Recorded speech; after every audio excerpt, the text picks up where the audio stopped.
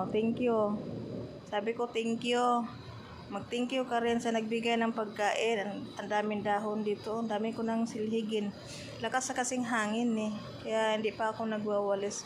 Tsaka mainit pa. Ayaw ni madam na magwawalis ako na mainit dito sa baba. Yaan daw na maraming dahon. Kasi naglagasan pa yung mga dahon guys sa puno. Hindi talaga maiwasan na marami. Lalo na yung talisay oh. Ang daming dahon. Maglalagasan. Ilang plastic yan guys pag nagwawalis ako. Ngayon green na naman yung dahon ng talisay.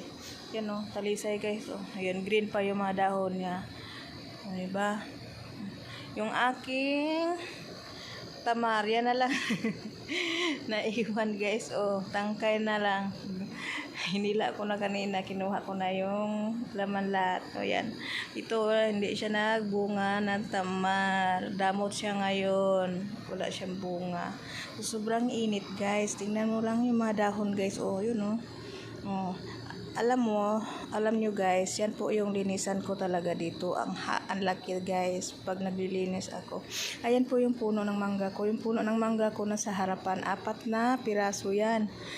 Yung tamar naman is 4 na piraso yun. Ito, at saka yung nandoon, 2. At saka yung nandoon, 1. At saka yung dito, yung namunga, 1. 4, diba? So, ngayon guys, dito yan sila tatambay guys. Ito, tinakpan ko, mga upuan yan guys. So, ngayon, init sobra. Ayaw nilang lumabas dito guys. At saka, ayaw ni madam na sobrang init maglinis. Oh, tapos ka na kumain, Mimeng? Umalis ka na. Tago-tago ka pa dyan ha. Tinignan mo yung mga anak mo. Sabihin mo sa mga anak mo lumabas na yung pagkain. Hindi na lang nila ng pagkain guys. So, yan. Diba? Diba guys? Ang dami kong linisin. Oh. Kasi ang lakas ng hangin. Tsaka ito yung puno ko ng mangga guys. Wala na siyang bunga. Ewan ko kailan yan magbunga ulit. Kaya, diba? Yan po yung aking puno ng mangga. Diba guys? Tsaka yun doon sa kabila. Oh, diba yan? Yan yung 2 puno. Maliliit pa siya guys. Yan po yung garden ko. Yan po yung harapan ng bahay ko. Amo ko pala ni pala akin. Kapal ng mukha no. Ganda ng flower ko guys. Oh.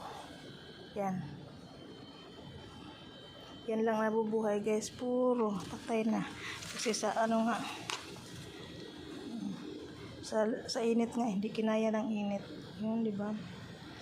Hindi kinaya ng init guys.